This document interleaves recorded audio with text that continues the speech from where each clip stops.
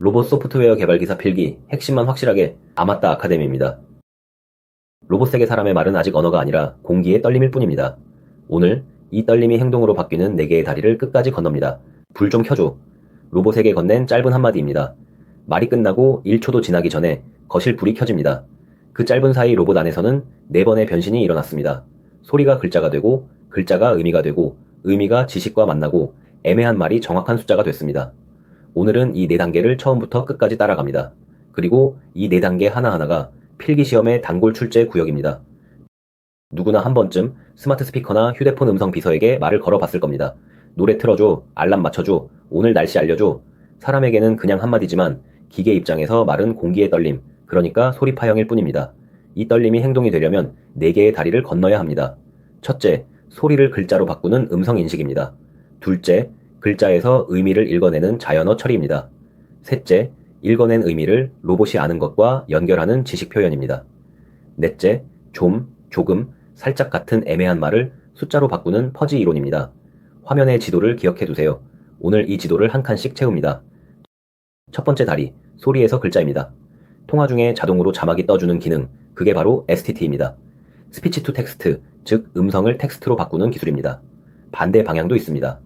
내비게이션이 글자로 된 안내문을 소리내어 읽어주는 기능, 그건 TTS입니다. 텍스트를 음성으로 바꾸는 기술입니다. 필기에서는 이 둘의 방향을 바꿔치기 해서 출제합니다. STT를 두고 텍스트를 소리로 바꾼다고 적어두는 식입니다. 약자의 첫 글자가 출발점입니다. STT는 스피치, 소리에서 출발하고 TTS는 텍스트, 글자에서 출발합니다. 방향만 잡아도 한 문제를 지킵니다. 이제 STT의 속을 열어봅니다. 시끄러운 카페에서 친구의 말을 받아 적는 상황을 떠올려 보세요. 제일 먼저 하는 일은 주변 소음과 친구 목소리를 분리하는 일입니다. 이게 전처리입니다. 잡음을 지우고 말이 어디서 시작해 어디서 끝나는지 끝점을 찾아냅니다. 다음은 목소리에서 특징만 남깁니다. 음의 높낮이나 울림 같은 소리의 지문을 뽑아내는 특징 추출 단계입니다. 그 다음 2개의 모델이 이어받습니다. 음향 모델이 소리 조각을 글자 후보로 바꾸고 언어 모델이 자연스러운 문장을 고릅니다. 마지막으로 후보들 가운데 최종 문장을 확정합니다. 이 마무리가 디코딩입니다. 필기 함정은 순서 뒤집기입니다. 특징 추출이 전처리보다 앞에 온다고 하면 틀린 설명입니다. 소음부터 지워야 지문을 뽑을 수 있습니다. 방금 나온 2 모델은 역할 구분 문제로 정말 자주 나옵니다. 마이크에 먹고 싶어라는 소리가 들어왔다고 해보죠. 음향 모델은 이 소리 조각이 어떤 음소인지 판별합니다. 먹고인지 소리 후보를 잔뜩 늘어놓는 역할입니다. 그런데 후보만으로는 문장이 안 됩니다.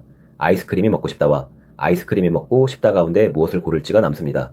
이때 단어의 나열이 자연스러운지 확률로 따져주는 쪽이 있습니다. 2 모델 중 어느 쪽이 이 일을 맡을지 잠깐 생각해 보세요. 답은 언어 모델입니다. 음향 모델은 귀, 언어 모델은 국어 감각이라고 기억해 두세요. 시험은 2 역할을 서로 바꿔 적어놓고 옳은 것을 고르게 합니다. 첫 번째 문제입니다. 음성 인식에 대한 설명으로 옳은 것을 골라보세요. 1번, 음성 인식은 텍스트를 음성으로 바꾸는 기술이다. 2번, 언어 모델은 소리 조각이 어떤 음소인지 판별한다. 3번, 특징 추출은 전처리 다음 음향 모델 이전에 수행된다. 4번, 끝점 검출은 마지막 디코딩 단계에서 이루어진다. 잠깐 골라보세요. 정답은 3번입니다. 전처리로 소음을 지운 뒤에 특징을 뽑고 그 다음 모델들이 이어받습니다. 1번은 TTS 이야기고 2번의 음소 판별은 음향 모델의 역할입니다. 끝점 검출은 전처리에서 하는 일이니 4번도 틀린 설명입니다. 글자를 얻었지만 아직 로봇은 아무것도 이해하지 못했습니다. 불 좀 켜줘라는 글자 뭉치에서 의미를 꺼내는 일, 2번째 다리인 자연어 처리가 맞습니다. 자연어 처리의 출발은 문장을 가장 작은 뜻 단위로 쪼개는 일입니다. 레고를 떠올려 보세요. 완성된 자동차가 문장이라면 뜯었을 때 나오는 블록 하나하나가 형태소입니다. 먹었다라는 말을 뜯어보면 블록이 3개 나옵니다. 행동을 뜻하는 먹, 과거를 뜻하는 엇, 문장을 끝맺는 다. 그래서 먹었다는 한 단어지만 형태소는 3개입니다. 여기서 필기 단골 정의가 나옵니다. 형태소는 뜻을 가진 가장 작은 말의 단위입니다. 소리마디인 음절과 헷갈리면 안 됩니다. 음절은 뜻이 없어도 성립하는 발음의 단위일 뿐입니다. 단위의 크기 순서도 출제됩니다. 음절 위에 형태소, 그 위에 단어입니다. 단어 위에 띄어쓰기 단위인 어절이 있고 맨 위가 문장입니다. 한국어는 블록의 조사와 어미를 이어붙여 문법 기능을 만드는 교차거라서 이 분해가 특히 중요합니다. 블록으로 쪼갠 다음에는 4단계의 조립 라인을 지나갑니다. 첫 단계가 방금 본 형태소 분석입니다. 2번째는 구문 분석입니다. 쪼갠 블록들이 문장 안에서 어떤 구조로 붙어 있는지 나무 모양의 구문 트리로 그립니다. 주어가 누구고 목적어가 무엇인지 문장의 뼈대를 세우는 단계입니다. 세 번째는 의미 분석입니다. 구조는 맞는데 뜻이 여러 갈래인 문장을 정리합니다. 차를 준비해라는 말은 마시는 차인지 타는 차인지 두 갈래로 읽힙니다. 이런 중의성을 걸러내는 곳이 의미 분석입니다. 마지막은 활용 분석입니다.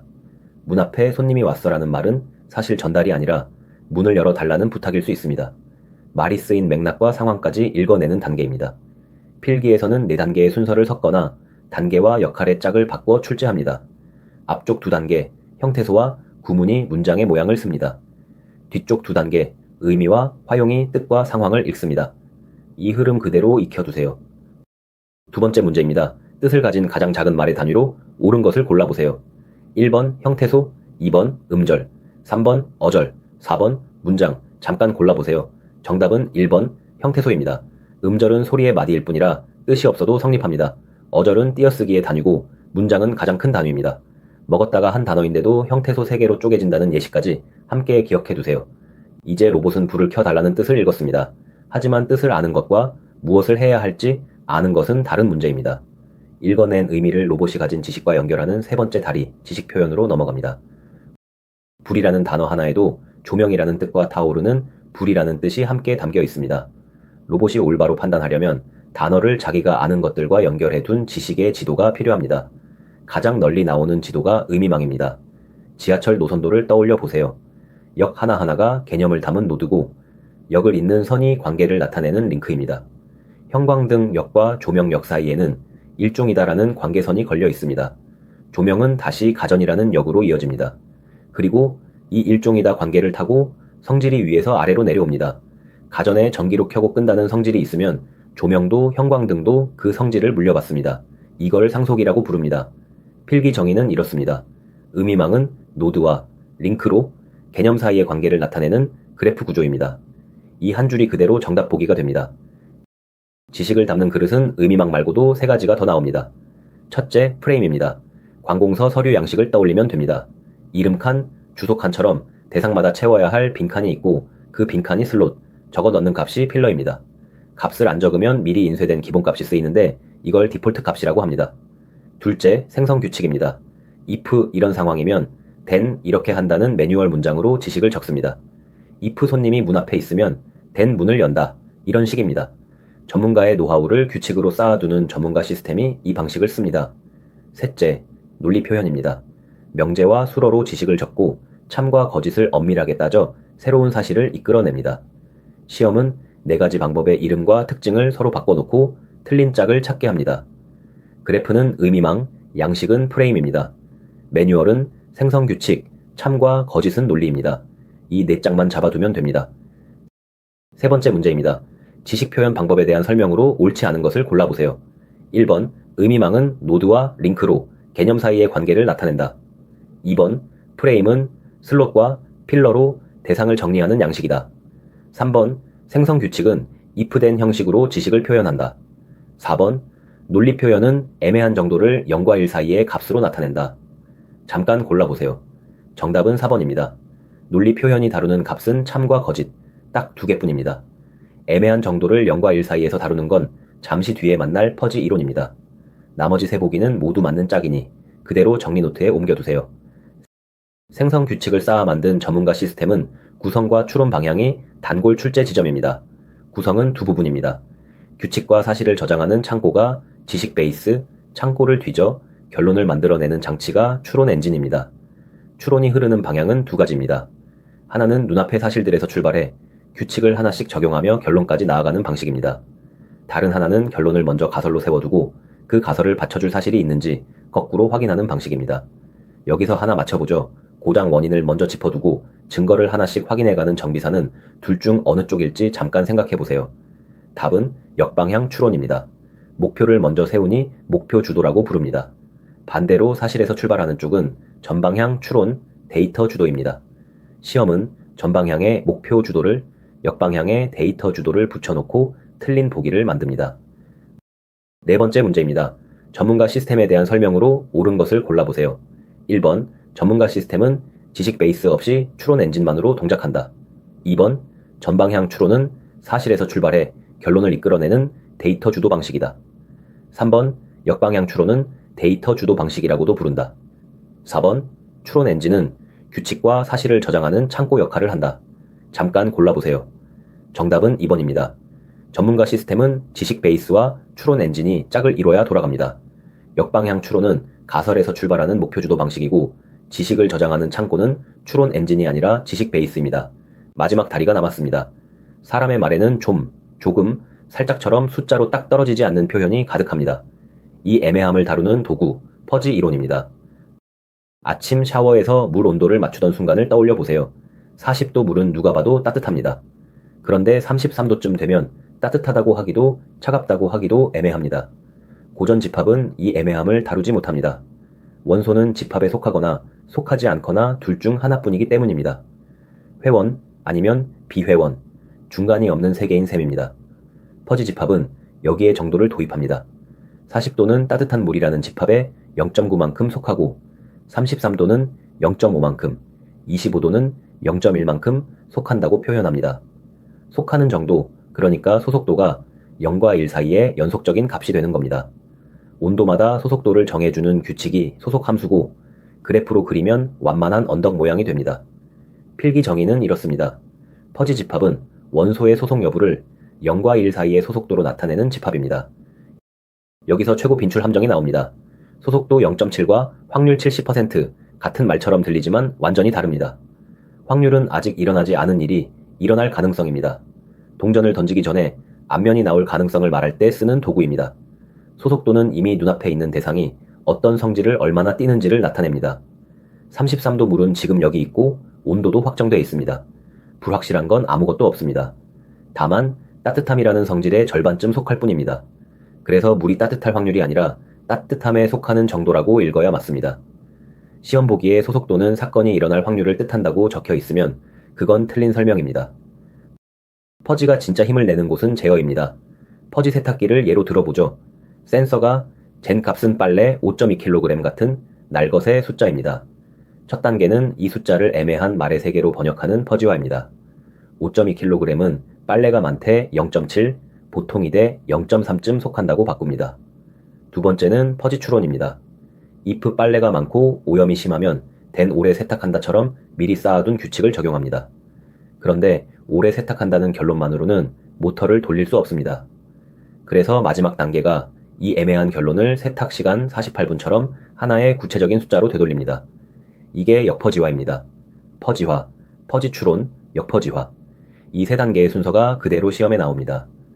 에어컨의 온도 조절도 같은 원리고 조금만 더 왼쪽으로라는 사람 말을 이동량으로 바꾸는 로봇팔도 마찬가지입니다.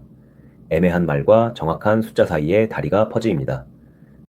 5번째 문제입니다. 퍼지 이론에 대한 설명으로 옳지 않은 것을 골라보세요. 1번, 소속도는 어떤 사건이 일어날 확률을 뜻한다. 2번, 퍼지 집합의 소속도는 0과 1 사이의 연속적인 값이다. 3번, 퍼지 제어는 퍼지화, 퍼지 추론, 역퍼지와 순서로 진행된다. 4번, 소속 함수는 값이 집합에 속하는 정도를 정해준다. 잠깐 골라보세요. 정답은 1번입니다. 소속도는 확률이 아니라 성질을 띠는 정도입니다. 확률은 일어날 가능성, 소속도는 이미 있는 대상의 정도라는 구분이 오늘 가장 중요한 함정입니다. 2번부터 4번까지는 모두 옳은 설명입니다. 이제 처음에 한마디로 돌아갑니다. 불 좀 켜줘. 첫 다리에서 STT가 공기의 떨림을 받아 전처리와 특징 추출을 거쳐 글자로 바꿉니다. 두 번째 다리에서 자연어 처리가 문장을 형태소로 쪼개고 구조와 의미를 읽어냅니다. 이 불이 타오르는 불이 아니라 조명이라는 것도 여기서 걸러집니다. 세 번째 다리에서 의미망을 타고 거실 조명이라는 지식과 연결됩니다. if 켜달라는 요청이면 된 스위치를 켠다는 규칙도 찾아냅니다. 마지막 다리에서 퍼지가 좀이라는 애매한 말을 받아 밝기 60%라는 숫자로 되돌립니다. 그리고 불이 켜집니다. 1초 만에 끝나던 일이 사실은 4단계의 릴레이였던 겁니다. 시험장 들어가기 전 오늘의 함정 5개를 빠르게 훑습니다. 하나, STT는 소리에서 글자로, TTS는 글자에서 소리로 갑니다. 방향을 바꿔낸 보기를 조심하세요. 둘, 음향 모델은 음소를 판별하고, 언어 모델은 문장의 자연스러움을 확률로 따집니다. 역할을 서로 바꾼 보기가 나옵니다. 셋, 뜻을 가진 가장 작은 단위는 음절이 아니라 형태소입니다. 분석 순서는 형태소, 구문, 의미, 화용입니다. 넷, 그래프는 의미망, 양식은 프레임입니다. 매뉴얼은 생성 규칙, 참과 거짓은 논리입니다. 전방향은 데이터 주도, 역방향은 목표 주도라는 짝도 함께 챙기세요. 5. 소속도는 확률이 아닙니다. 퍼지 제어는 퍼지화, 퍼지 추론, 역퍼지화 순서입니다. 마지막 문제, 오늘 전체 범위입니다. 다음 중 옳지 않은 것을 골라보세요. 1번, STT는 음성을 텍스트로 바꾸는 기술이다. 2번, 형태소 분석은 구문 분석보다 먼저 수행된다. 3번, 프레임은 if된 규칙의 형태로 지식을 표현한다. 4번, 역퍼지화는 퍼지 추론의 결과를 구체적인 제어값으로 바꾼다. 잠깐 골라보세요. 정답은 3번입니다. if된 형태로 지식을 적는 건 생성 규칙이고 프레임은 슬롯과 필러로 채우는 양식입니다. 1번의 방향, 2번의 순서, 4번의 역할은 모두 맞는 설명입니다. 여기까지 헷갈리지 않았다면 오늘 범위는 충분히 잡은 겁니다. 오늘의 세 줄 요약입니다. 첫째, 로봇은 STT로 소리를 글자로 바꾸고 자연어 처리로 글자에서 의미를 읽습니다. 둘째, 읽어낸 의미는 의미망 같은 지식 표현과 맞나야, 판단으로 이어집니다. 셋째, 애매한 말은 퍼지가 0과 1 사이의 소속도로 받아 다시 구체적인 숫자로 되돌립니다. 여러분의 구독과 좋아요는 다음 학습 영상을 만드는 힘이 됩니다. 아마따 아카데미가 합격까지 함께하겠습니다.